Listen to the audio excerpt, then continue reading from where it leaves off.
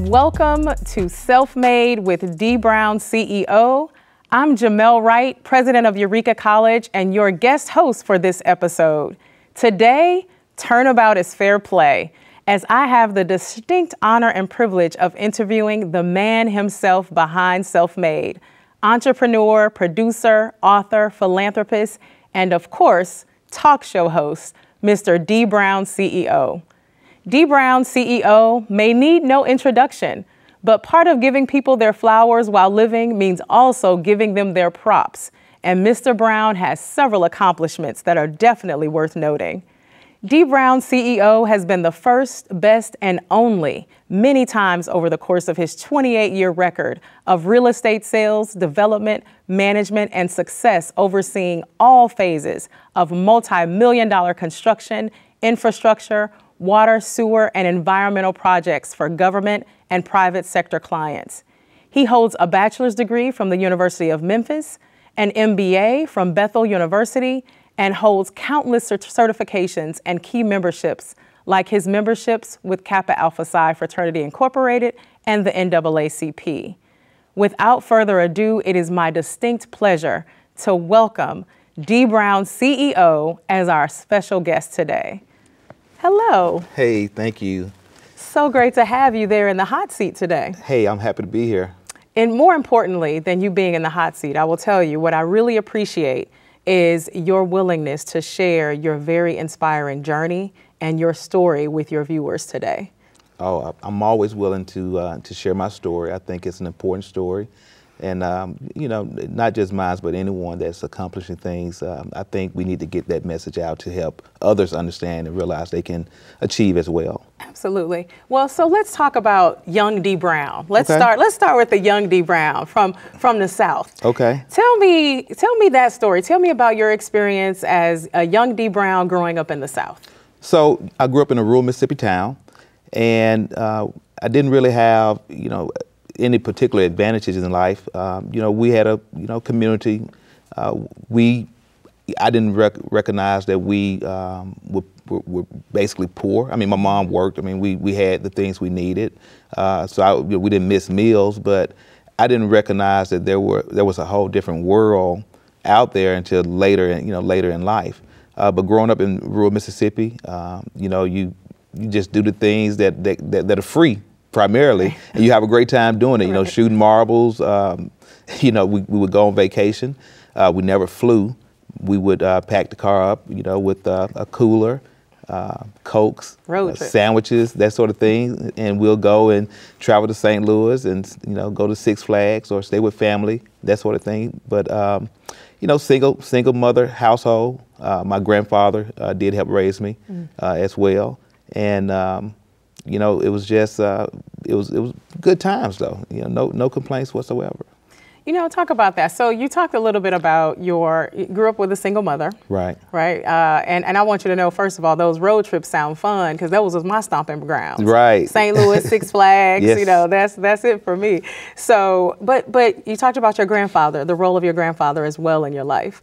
There are so many young people, especially young people of color, who grow up in single, you know, family households, especially single mothers with single mothers whose grandparents help in some significant way to raise them. And sometimes there are struggles that come along with that for some of those young people. What are some words of advice that you have about that experience for you and how that may have helped to strengthen you? Well, I think that it obviously helped to strengthen me because you had to figure out a lot of things on your own. My grandfather had a third grade education. I mean, he was basically most of my life he was retired because he was older. And my mom, you know, she worked 12 hours a day, sometimes 16 hours a day as a nurse. She was an LPN. until my senior year of high school. She became an RN. And so, you know, obviously we had more access because she was doing better. But without my grandfather, you know, we would have been essentially alone without a parent at all most of the time. So he was a you know, crucial piece to us having a stable voice there to lead us in the right direction. Yes. So my advice to young people that are in that situation is to really just try to focus on your goals and what you want to accomplish, and not be a follower, because one of the things about being in, you know, in a impoverished community, there's more opportunities to do wrong than there are to do something positive. Right. Well, and that's a really good point, because, and you are a shining example of doing that. So you're not just saying it, but young people should know and understand that you have walked that walk. No, and absolutely. you have experienced that. Absolutely. And you have this great entrepreneurial vision. That you know, and seeing so much great success. And so the question I have around that is just talk a little bit about some of the challenges with exploring and pursuing that path. I mean, when you're talking about being an entrepreneur, seeing the success that you have, surely you have some thoughts about the challenges and how to overcome them. Oh yeah, definitely. I mean, the biggest challenge that you have to contend with is that fear of failure. Most people are afraid to fail because they are concerned about how they will look to other people. You know, people will, you know, laugh at you or talk about you or whatever. And so people tend not to want to take chances because they are afraid of failure. And so what I learned early on was that failure is part of the ingredients that actually contribute to your success. I mean, that's just part of the story. And so for every successful person that you see, if you kind of could peel back the onion, so to speak, and look at what's inside, you're going to see a series of successes and failures, setbacks. But what you have to do is be of the mindset that you can overcome, you know, any failure to achieve what you want to achieve. Yes, that is a really important lesson, to talk about those failures and how they contribute to your success. So in addition to allowing the failures and learning from those failures, what would you say are some of the other keys to your success? What would you attribute your success to? I think there are a number of things that have contributed to my success. I think one is my commitment. When I set my mind to do something, I'm going to be committed to it. And so while others may feel the desire to go and do things that are, you know, that have more immediate gratification tied to it, I'm going to stay the course to accomplish what I want to accomplish. I think number two is that I execute. So I tell people all the time, everyone have dreams. So you're not the only person that's sitting around thinking about what you could do, what you could be. The difference is your willingness to execute. A dream without execution is just a good night's sleep, Ooh. Right? So you have to execute. The third thing is that, building a team. No matter how smart you are, you can't be an expert in every subject matter. And so I recognize that my strength is in being a visionary. I have, I've been blessed with a keen sense to be able to see things down the road. But where I succeed at is when I'm able to put people around me who can strengthen me in the areas that I'm weak.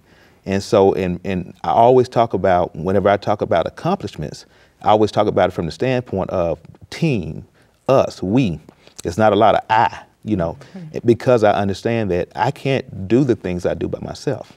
And so I think that those kind of ingredients are very important. And then I'll close it out with a mindset. How a person view themselves, how they view their situation is critical to their success. Someone once said that the person that think he can and the person that think he can't are typically both correct. And so your mindset is critical to that. I have an analogy that I use all the time, and it refers to the lion, and the lion being the king of the jungle. But if you look at the lion, there's absolutely no reason that the lion should be king of the jungle, because the lion It's not the fastest animal in the jungle, right? That's the Right. cheetah. Right, that's right. It's not the biggest animal in the jungle because that's the elephant. And it's not the smartest animal in the jungle because that would be the orangutan. But the lion is the king of the jungle. And the reason that the lion is the king of the jungle is for one reason. It's the mindset. The lion, when the lion look at the elephant, he sees dinner. The elephant look at the lion, he's thinking about fleeing. He's thinking about running. And so oftentimes in life, we miss our opportunities because we are afraid and we run. And we run from opportunities. And so I think that mindset, if you have all those other components, but your mindset is not right, you still won't be able to achieve success. Wow. And that is actually very insightful. I'm going to use that if you don't mind me borrowing that. Absolutely. About the lion being the king of the jungle. I'll tell my lawyers not to write you. That's right. That's right. I'm saying it on TV. So we'll and you right, allow me to use we got it. an oral contract right now. We have an oral contract right now. And I happen to be a Leo as my sign. So Okay. I'm the queen of the jungle. And I think this is why. Yeah, absolutely. I agree with you wholeheartedly. Now, you talked a lot about team. Yes. Now, I've had the pleasure of meeting your amazing and intelligent and wonderful wife. Absolutely. And I would say that she has to be the centerpiece of your team. Yes, and absolutely. such an important part of your team. So in addition to her, I know you also have 6 children. Correct. But I'd like to know about family and the role family plays in contributing to your success and to that team concept that you talked about. So to kind of set the stage, my oldest daughter works for me. My oldest son worked for me. And I have another son that's in LA that I've been trying to get to come home and work for me. And he tells me yes, and he hasn't shown up, but that's a whole nother story. Okay. But family is the centerpiece around why I do what I do. I think that if I didn't have children or family, I probably would have, made my money and said, you know what, it's been a good run. I can go just hang out and go on vacations, but I felt like with family and with children and grandchildren, for me it's about legacy. It's about building something that's bigger than me. Because one of the things that is true in this country, that there's a wealth gap between African Americans and whites in this country. And one of the reasons that wealth gap exists is because African Americans own less real estate. They have accumulated less savings, and there's a deficit in financial literacy. And so from my perspective, one of the things that I try, and sometimes to a fault, to do is to make sure that my children have every opportunity to succeed, and that there's no barrier to them achieving something for financial reasons. If they don't accomplish their goals, it's going to be because they were not willing to put in the work to see it through. But I can provide them with the support and the resources to do whatever they want to do, provided they are committed to that. And so for me, that's the purpose, because I want to one day see one of my children, at the head of my organization. Oh, wow. And that would be amazing. And Absolutely. You certainly have cleared the pathway, as you said, for your children. And I'm sure education is also a part of those lessons Education that you're teaching them. Education is a significant part of the lesson, because even though, and I try to explain this, I'm not telling anyone that a degree is going to make you rich or make you successful, because we know that there are instances where you get a degree and you're unemployable for whatever reason, for a variety of reasons. But what a degree does is it takes away at least one excuse a person can use not to give you an opportunity. And so from my perspective, it's about not putting yourself in a position to be excluded, because we know that in this country that degrees have to some extent been used as a way to exclude individuals from qualifying for opportunities. And you can overcome that one, you can check that one box because you have that degree. And so, and also in addition to that, it makes you a well-rounded person. It also shows a level of discipline, because once you get to college, there's no one there making you go to class. There's no one there holding your hand.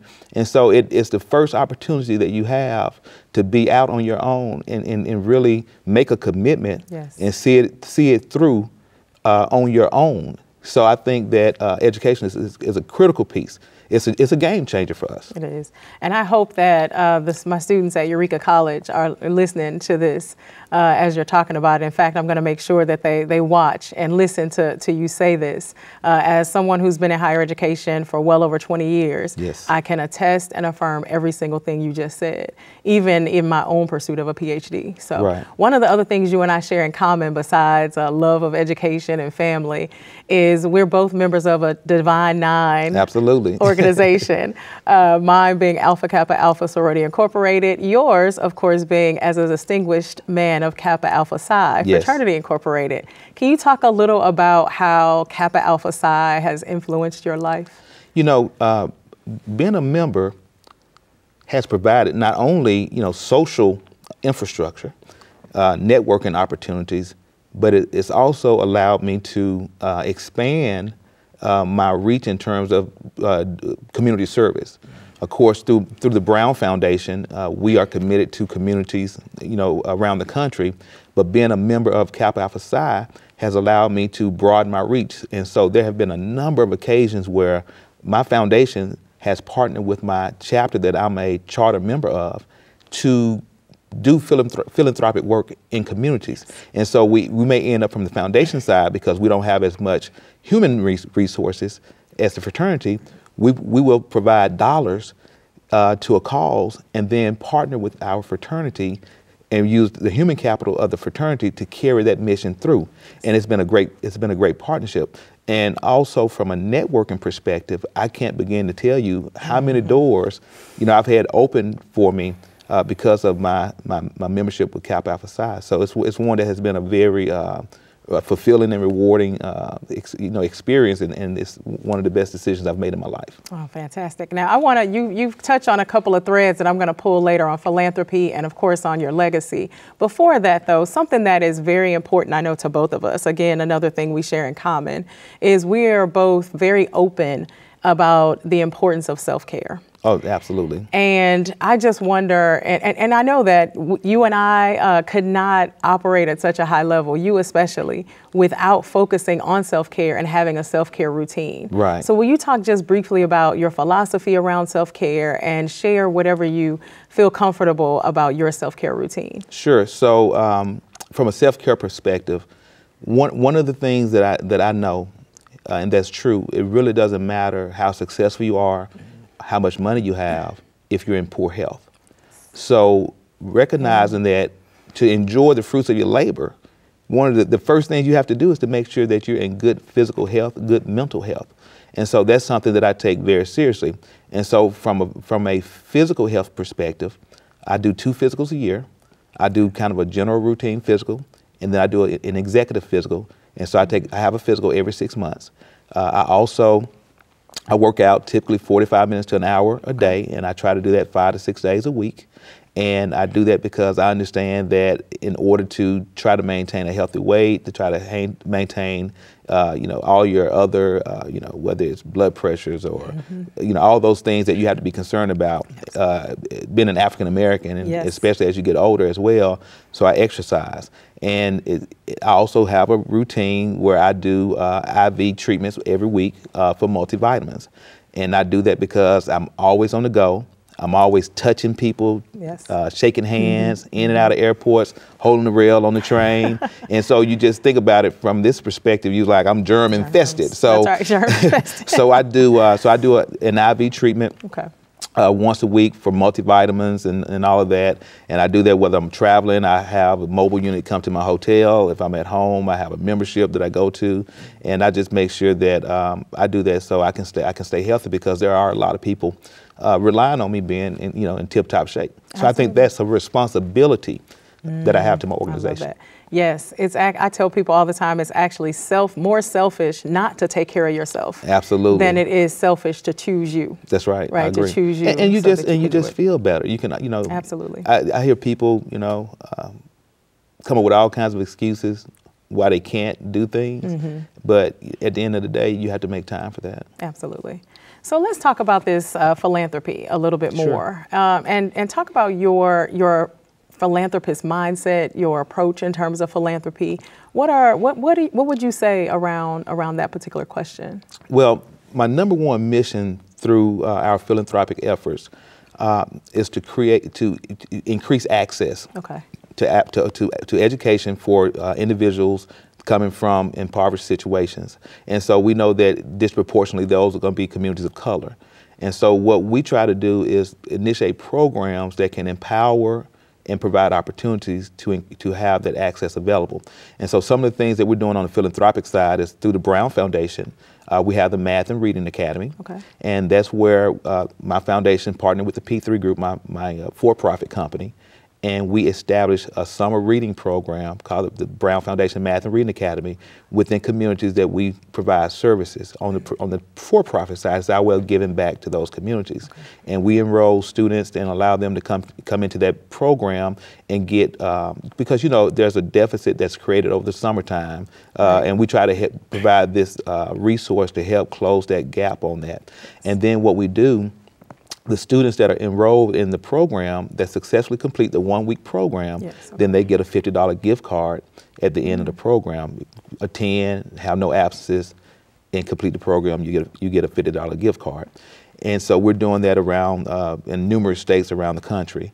We also have our scholarships and endowments that we have established at a number of HBCUs and minority serving institutions, such as Jackson State University, Florida A&M University, Coahoma Community College, just a variety of institutions, and we have other slated for this year.